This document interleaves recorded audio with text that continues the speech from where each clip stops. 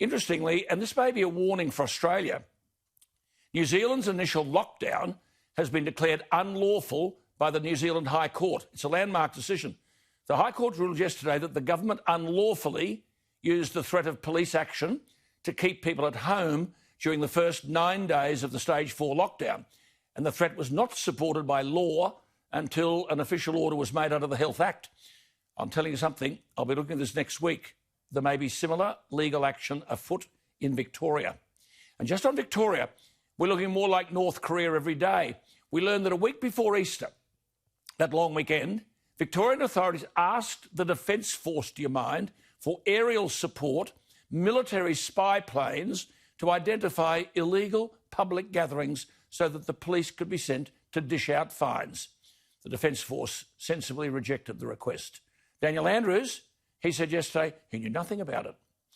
The British actor Ben Cross, who played the Jewish sprinter Harold Abrahams in that Oscar-winning sports drama Chariots of Fire, has died at the age of 72. What's not commonly known is that Ben Cross was an encyclopedia of music. He could sing anything. Prior to being cast in Chariots of Fire, he was a stunning success in the London West End debut of the musical Chicago. Now, you wouldn't know it, but there's an election on Saturday in the Northern Territory. Hasn't the bloke in charge up there, that Michael Gunner, said he'll keep the borders closed for another 18 months? Constitution doesn't worry him. There are about 141,000 Territorians who will vote for 25 Legislative Assembly seats. Each seat has approximately the same number of electors, about 5,500. 30% of the population is Indigenous, but there are only 7 Indigenous candidates.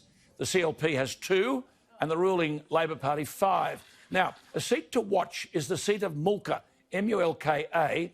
It was won from Labor by the Indigenous Mark Giula. Now, the person who held the seat was the ALP's former school teacher, then the Deputy Leader, Lynn Walker. They'll line up again on Saturday, so watch it. Mulka, M-U-L-K-A, Labor's in power. They have become a mess, the usual stuff, debt, crime, wasteful spending. It'll be interesting to see, though, if a so-called coronavirus election gets the Labor Party over the line.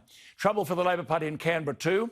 They still want to talk climate change and renewable energy. Look, I've been around a bit. No party in Australia will win government talking this nonsense. Only 2 things will win government: cheap energy and jobs.